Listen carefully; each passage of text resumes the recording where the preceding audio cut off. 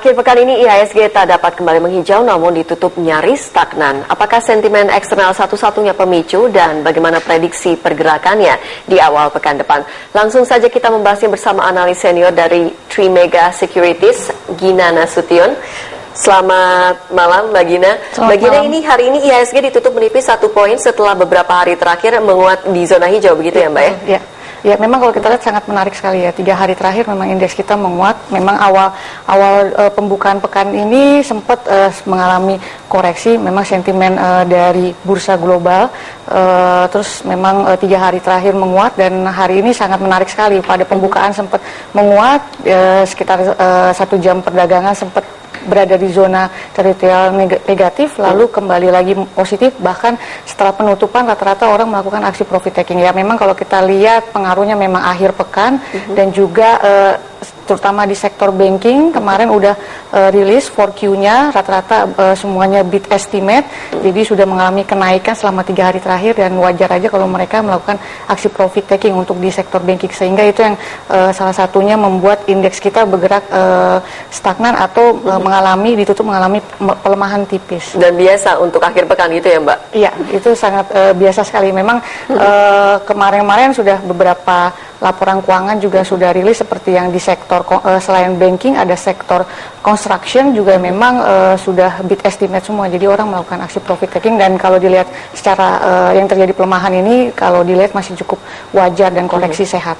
Oke, ini indeks pun dinilai masih di area aman karena ditutup di atas support, begitu? Ya, kalau kita lihat memang supportnya masih jauh ya, supportnya masih di level 4.606, jadi masih jauh sekali dan itu berada di Fibonacci di sekitar level 62.8%. Jadi kalau kita lihat memang masih cukup aman. Kalaupun memang tertembus di support itu, support 4.500 ini masih terjadi koreksi sehat untuk indeks kita. Jadi trennya masih tidak berubah, masih dalam pola tren bullish. Bullish, oke. Ini investor asing sempat pergi nih gara-gara hubungan Ukraina dan Rusia yang makin memanas begitu. Ya, kalau kita lihat memang awal pekan kemarin memang indeks kita minus dan asing juga melakukan aksi net sell. Tapi setelah 3 hari terakhir asing melakukan net buy kembali dan bahkan year to date dari mulai awal tahun ini sudah plus kembali, karena kita lihat sampai dengan pertengahan Februari kita sempat minus 7 triliun investor asing.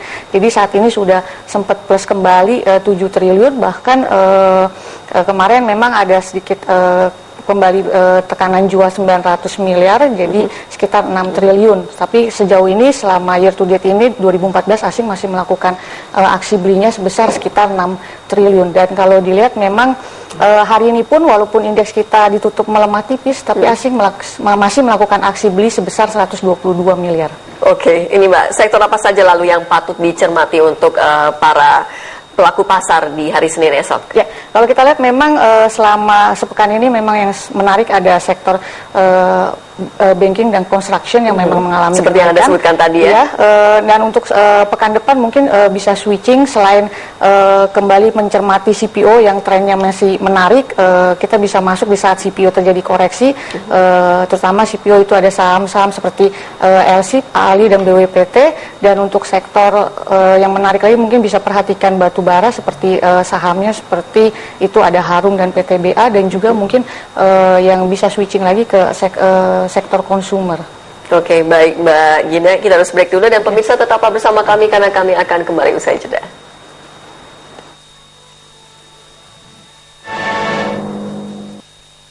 Lipo Mall Kuta hadir dengan konsep desain yang menarik serta menawarkan kenyamanan berbelanja bagi Anda. Dengan konsep mall yang indah dan unik, Lipo Mall Kuta menjadi daya tarik bagi setiap pengunjung yang datang.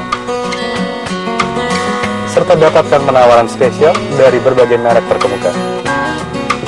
Nikmati juga suasana di Sunken Plaza yang menghadirkan pengalaman bersantap ala alfresco bersama kerabat tercinta.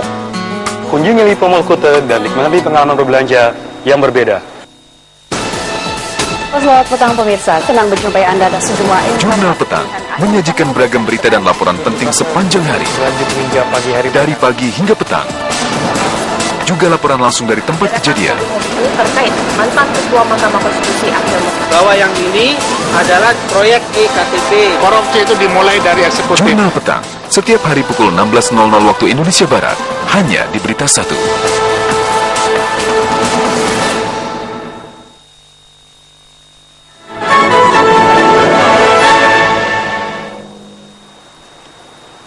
Saham-saham apa saja yang patut Anda koleksi atau lepas di awal pekan depan? Sebelum membahasnya, kita simak informasi sejumlah emiten berikut ini.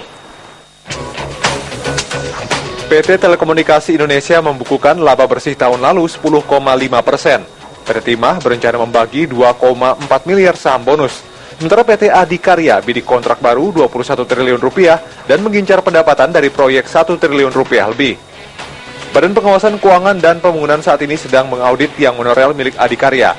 Sementara total menargetkan proyek tahun ini senilai 7,4 triliun rupiah dan menyiapkan capex 25 miliar rupiah. Bukit Uluwatu Tbk memberikan fasilitas kredit 1 miliar rupiah. Sementara Lipo Karawaci LPKR membangun superblok Bintaro senilai 2,5 triliun rupiah. AKR Korporindo Tbk menargetkan laba bersih tahun ini tumbuh 15 hingga 20%. Sementara Mitra Investindo Tbk MITI menaikkan harga saham dan memperkecil jumlah saham beredar atau reverse stock. PT Adira Dinamika Multifinance ADMF menargetkan pembiayaan 9 triliun rupiah. Dan berikut informasi emiten lainnya.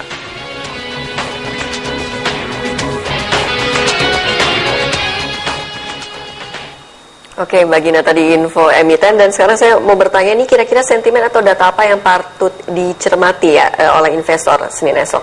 Ya, untuk Senin depan memang menunggu pertemuan dari selain untuk di global itu ada beberapa data ya, selain untuk GDP, dan juga untuk Senin depan juga menunggu pertemuan yang akan diadakan yang kedua kali yang akan dipimpin oleh Janet, itu pertemuan The Fed itu untuk membahas masalah tapering kembali dijalankan atau tidak.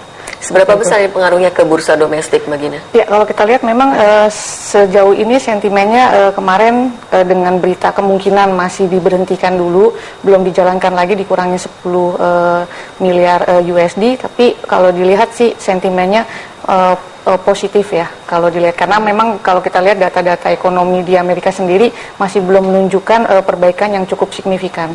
Dan kalau dilihat memang selain itu di domestik sendiri kita melihat data-data ekonomi kita yang rilis, apalagi hari ini juga dirilis devisa kita yang mengalami kenaikan, dan itu yang menjadi sentimen positif. Oke, jadi The Fed menstimulus 60 miliar rupiah, itu berarti maksud kami dolar, berarti itu sentimen positif begitu? Ya, saat ini kan memang kualitatif easing ketiga itu kan sebesar 65 miliar USD, dan kemungkinan apakah tiap bulannya akan dijalankan kembali dipotong 10 miliar USD. Nah, itu kalau dilihat mungkin akan dicermati kembali apakah akan langsung diteruskan apa tidak, dan itu yang membawa sentimen positif baiknya untuk baik di global maupun di regional. Oke, lalu ini saham apa saja yang Anda rekomendasikan esok? Ya, untuk Senin depan sih memang tadi sektornya sudah secara sektor konsumer, diantaranya itu ada Java, ada ICBP, KLBF, dan juga sektor di batubara itu ada saham Harum. Oke, lalu prediksi IHSG bagaimana, Mbak, dari level support dan resisten? Ya, IHSG kita masih terlihat cukup kuat, supportnya di level sekitar 4.606, untuk resistennya itu sekitar di level 4.700. Oke. Ini lalu perkiraan rupiah ini bagaimana? Apakah menguat atau melemah? Ya, untuk rupiah sih kalau kita lihat di sini penguatannya ya ini udah cukup signifikan ya, sampai ke 11.300. Jadi untuk dilihat untuk di sepekan depan diperkirakan mungkin ada terkoreksi kisaran untuk rupiah itu sekitar di level 11.280 sampai dengan 11.450. Oke, jadi dipertegas lagi prediksi IHSG berapa, Mbak? IHSG tadi di level 4.606 dengan resisten sekitar di level 4.700. Oke, baik Mbak Gina, terima kasih atas informasi.